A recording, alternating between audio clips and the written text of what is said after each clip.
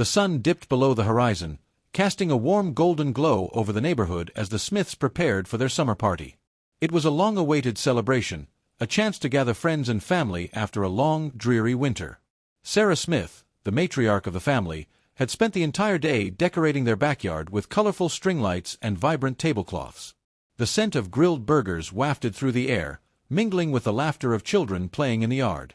As the clock struck 6, guests began to arrive, bringing with them an assortment of drinks and side dishes. The atmosphere was lively, filled with the sounds of chatter and clinking glasses. Sarah felt a surge of joy as she welcomed each guest, her heart swelling with pride at the sight of her home filled with laughter and warmth.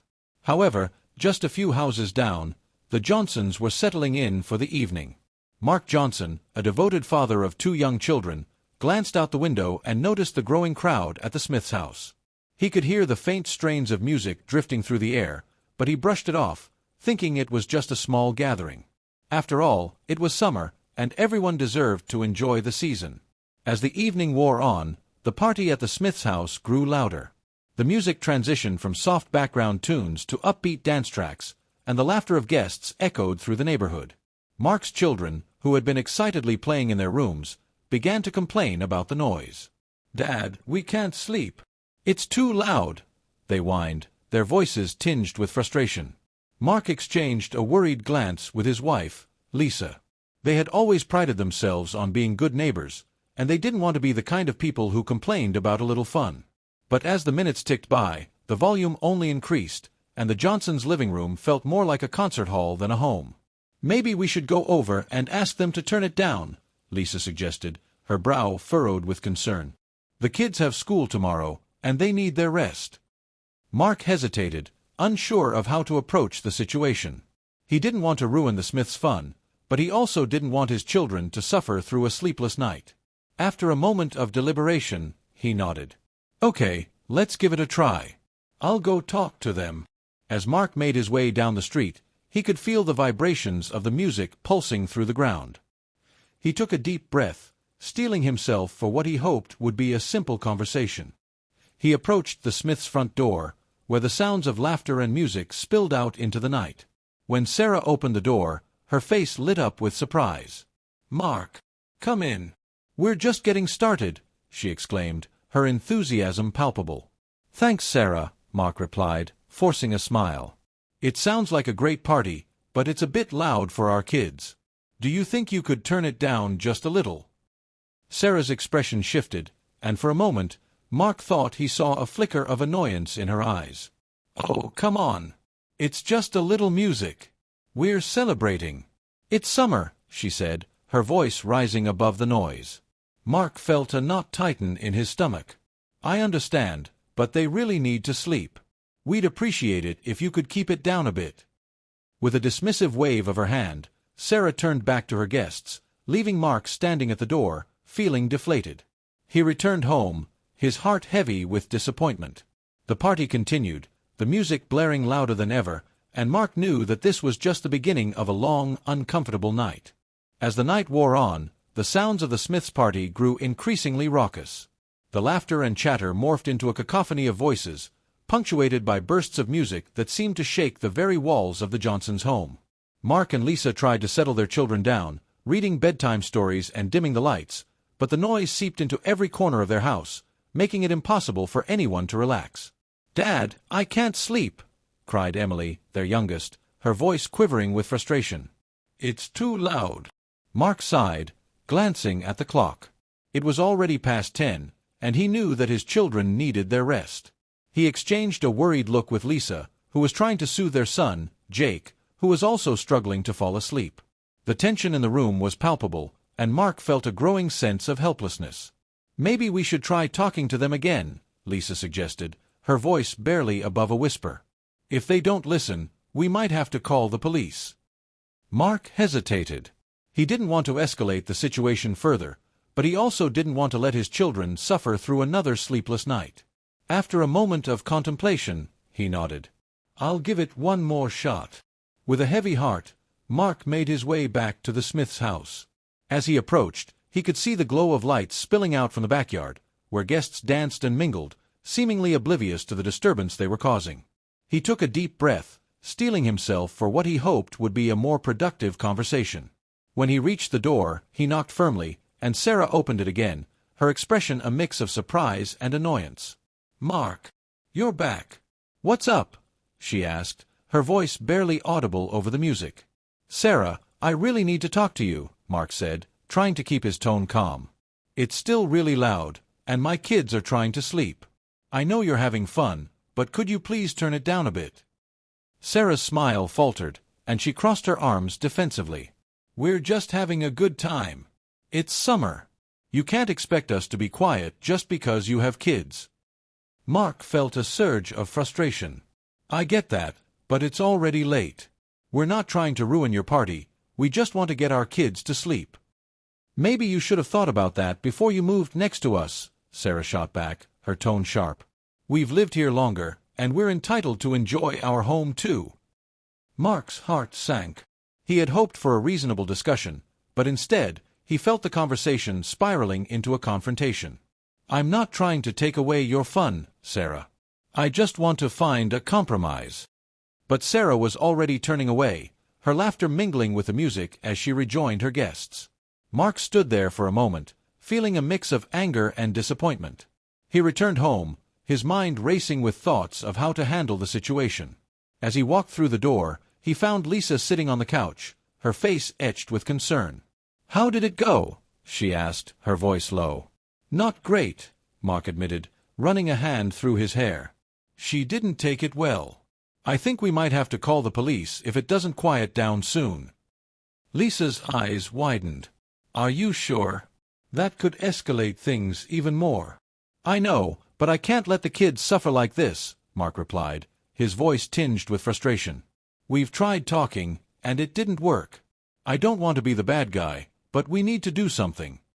As the hours dragged on, the party continued unabated. The music blared, and the laughter echoed through the neighborhood, drowning out the sounds of the Johnsons' home. Mark felt a sense of dread settle in his stomach. He knew that calling the police would change everything, but he also felt he had no other choice. Finally, after what felt like an eternity, he made the decision. He picked up the phone, his heart racing as he dialed the non-emergency line.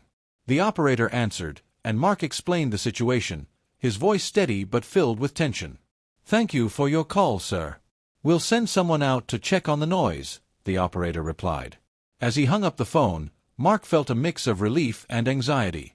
He had taken a step he never wanted to take, and he could only hope that it would lead to a resolution rather than further conflict. Little did he know, the arrival of law enforcement would ignite a firestorm that neither family could have. The sound of sirens pierced the night air, cutting through the revelry at the Smiths' party. Mark stood at the window, his heart pounding as he watched the flashing lights illuminate the street. He felt a wave of anxiety wash over him. He had hoped it wouldn't come to this. The police car pulled up in front of the Smiths' house, and Mark could see the officers stepping out, their expressions serious as they approached the front door. Inside the Smiths' home, the atmosphere shifted dramatically. The music abruptly cut off, and the laughter faded into a tense silence. Sarah, who had been in the middle of a conversation with friends, looked bewildered as she turned to see the officers at her door. She exchanged glances with her husband, Tom, who had been enjoying a drink on the patio. "What's going on?" Tom asked, his brow furrowed as he joined Sarah at the door. The officers introduced themselves, explaining that they had received a noise complaint. "We just need to check in and see if we can resolve this peacefully," one of the officers said, his tone professional but firm. Sarah felt a surge of indignation. "This is ridiculous. We're just having a party." "It's summer, for heaven's sake!" she exclaimed, her voice rising in frustration. Tom stepped forward, trying to defuse the situation. "Look, we're not trying to cause any trouble. We'll turn the music down, but we were just celebrating a special occasion with friends." The officers nodded, but they remained firm. "We understand, but we need to ensure that everyone in the neighborhood can enjoy their homes as well. Can you please lower the volume?" As the officers spoke, Mark stood at his window, watching the scene unfold. He felt a mix of guilt and relief. He hadn't wanted to escalate things to this level, but he also knew that he had done what he felt was necessary for his family. Inside the Smiths' house, Sarah's frustration boiled over. "This is so unfair. We're not breaking any laws. Just because our neighbors can't handle a little fun doesn't mean we should be punished." The officers exchanged glances, clearly trying to maintain their professionalism in the face of Sarah's anger. "We're not here to punish anyone. We just want to ensure that everyone can enjoy their evening. If you could lower the music, we'd appreciate it," one officer said calmly. With a huff, Sarah turned back to her guests, her face flushed with anger. "All right, everyone. Let's turn it down a notch," she called out, her voice laced with irritation. The guests murmured in confusion, unsure of what had just transpired. As the music lowered, Mark felt a sense of relief wash over him. He had hoped that the police presence would bring about a resolution, but he also knew that the damage had been done. The rift between the two families had widened, and he could only imagine how the Smiths would react to this situation in the days to come. After the officers left, Mark returned to the living room, where Lisa was waiting anxiously.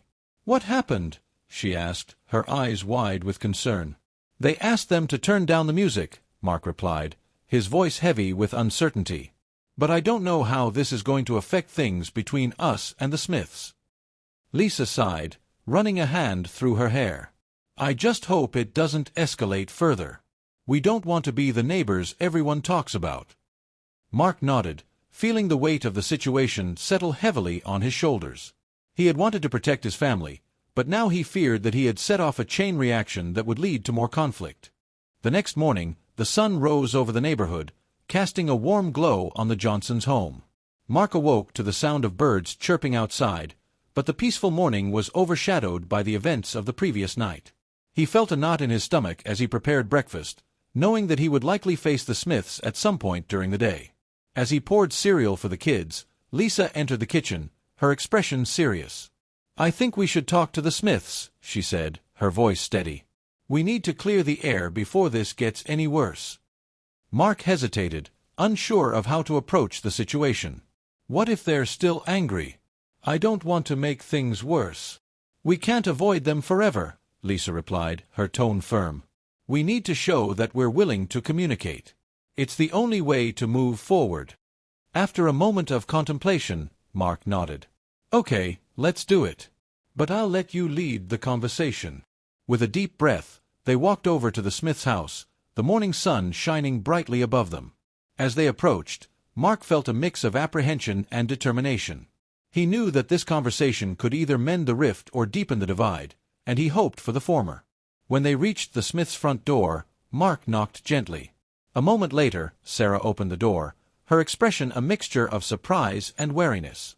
"Oh, it's you," she said, her tone guarded. "Hi, Sarah," Mark said, forcing a smile. "We wanted to talk about last night." "Yeah, I figured you might," she replied, crossing her arms defensively. "What do you want to say?" Mark glanced at Lisa, who nodded encouragingly. "We just wanted to apologize for calling the police. It wasn't our intention to escalate things. We were just trying to get our kids to sleep." Sarah's expression softened slightly, but her frustration was still evident. "I get that, but it felt like a betrayal. We thought we were just having a good time, and then suddenly, the police show up."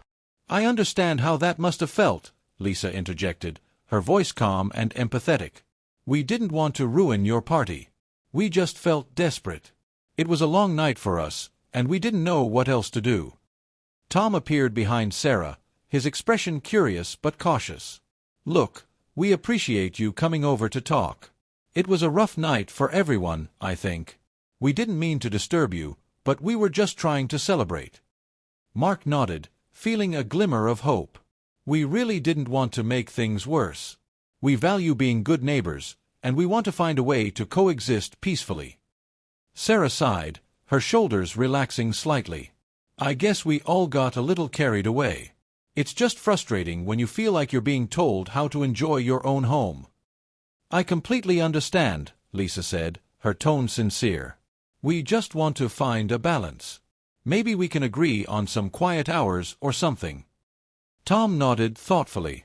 "That sounds fair. We can definitely work on keeping the noise down during the week. We didn't realize how loud we were being." Mark felt a sense of relief wash over him. "Thank you. We really appreciate that. We want to support each other as neighbors, not be at odds. As the conversation continued, the tension began to dissipate. They discussed their schedules, agreeing to communicate better in the future.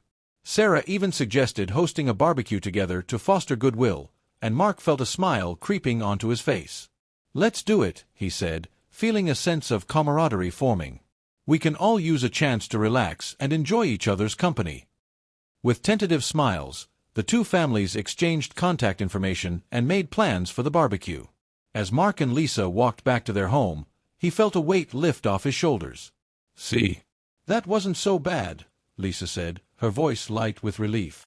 "I think we're on the right track." Mark nodded, feeling hopeful for the first time since the conflict began. "Yeah, I think we can work this out. It's all about communication." As they settled back into their routine, Mark couldn't help but feel grateful for the opportunity to mend fences. The road ahead wouldn't be without its challenges, but he was determined to foster a sense of community and understanding with the Smiths. After all, they were neighbors, and in the end, that meant something.